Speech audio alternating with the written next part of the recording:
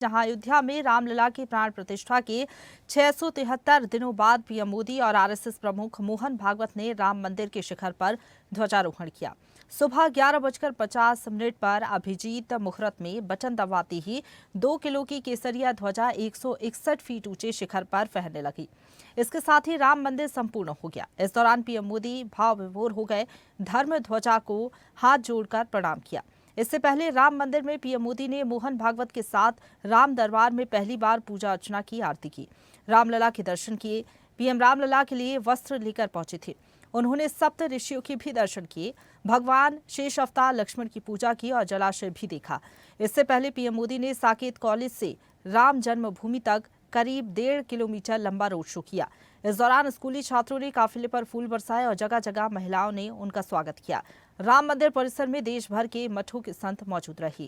ध्वज जो कभी अयोध्या में फहराता था और संपूर्ण विश्व में अपने आलोक से सुख शांति प्रदान करता था, वो ध्वज आज फिर से नीचे से ऊपर चढ़ता हुआ और अपने शिखर पर विराजमान होता हुआ हमने अपनी आंखों से देखा है, इसी देह में देखा है।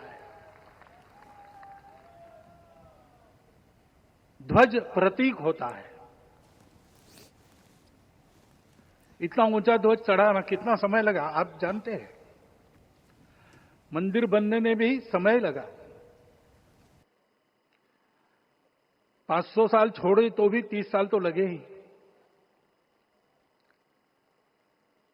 उस मंदिर के रूप में हमने कुछ तत्वों को ऊपर पहुंचाया है।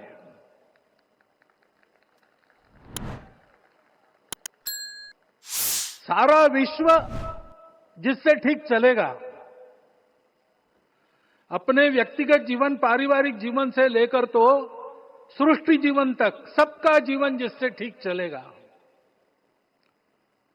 वो धर्म, उस धर्म का प्रतीक भगवा रंग, वह इस ध्वज का रंग है। ये धर्म ध्वज है। आज का यह पावन दिन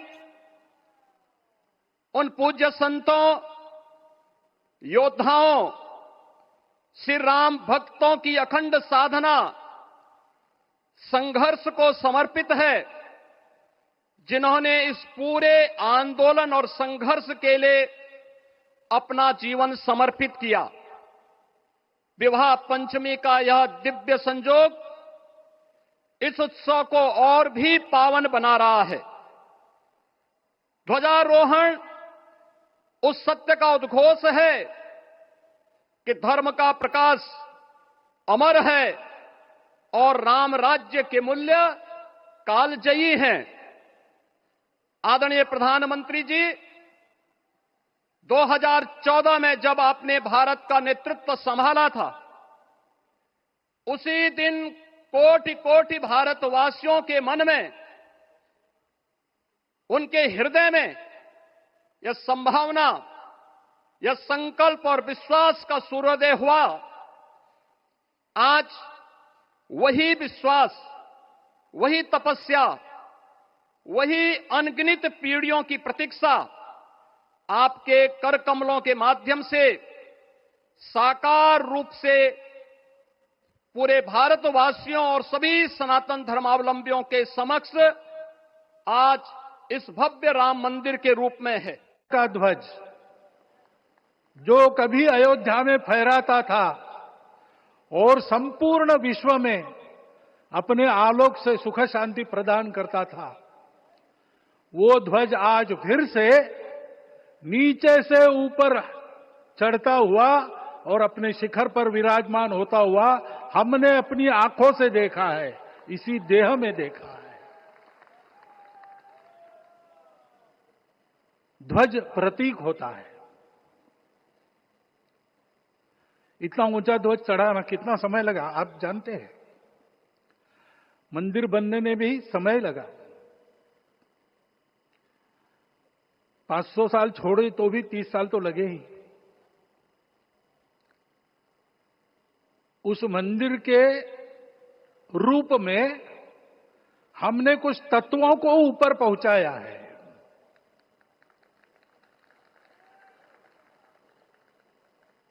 सारा विश्व जिससे ठीक चलेगा, अपने व्यक्तिगत जीवन, पारिवारिक जीवन से लेकर तो सृष्टि जीवन तक सबका जीवन जिससे ठीक चलेगा, वो धर्म, उस धर्म का प्रतीक भगवा रंग, वह इस ध्वज का रंग है। ये धर्म ध्वज है। आज का यह पावन दिन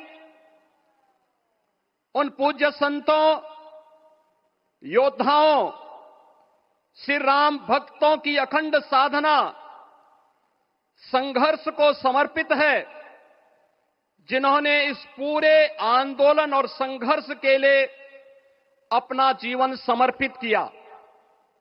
विवाह पंचमी का यह दिव्य संयोग इस उत्सव को और भी पावन बना रहा है।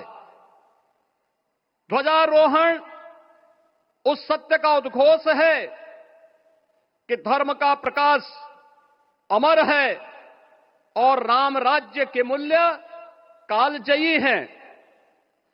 आदरणीय प्रधानमंत्री जी, 2014 में जब आपने भारत का नेतृत्व संभाला था, उसी दिन कोटि कोटि भारतवासियों के मन में, उनके हृदय में यह संभावना, यह संकल्प और विश्वास का सूर्योदय हुआ।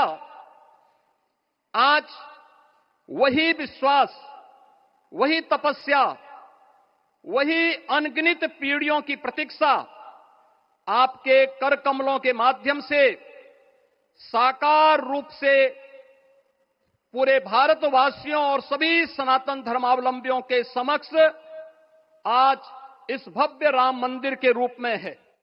आज अयोध्या नगरी भारत की सांस्कृतिक चेतना के एक और उत्कर्ष बिंदु की साक्षी बन रही है। आज संपूर्ण भारत, संपूर्ण विश्व राममय है।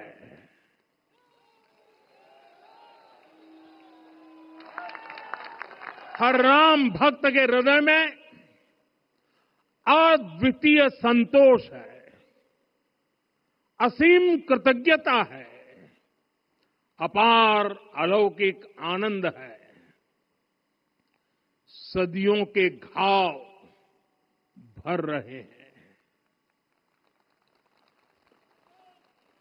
सदियों की वेदना आज विराम पा रही है, सदियों का संकल्प आज सिद्धि को प्राप्त हो रहा है।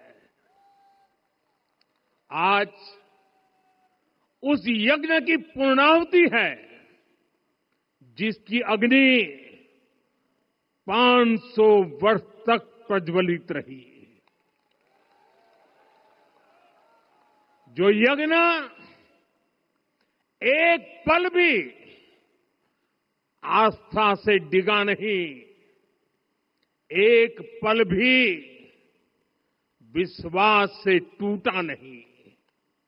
आज भगवान श्री राम के गर्भगृह की अनंत ऊर्जा, श्री राम परिवार का दिव्य प्रताप इस धर्म ध्वजा के रूप में इस दिव्यतम भव्यतम मंदिर में प्रतिष्ठापित हुआ है। और साथियों, ये धर्म ध्वजा केवल एक ध्वजा नहीं,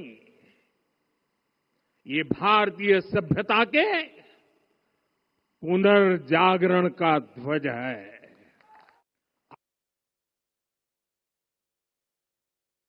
ताजा खबरों के लिए लाइक, फॉलो और YouTube पर सब्सक्राइब कर बेल आइकन दबाएं। साथ ही ताजा अपडेट्स के लिए swedeshlive.com पर विजिट करें।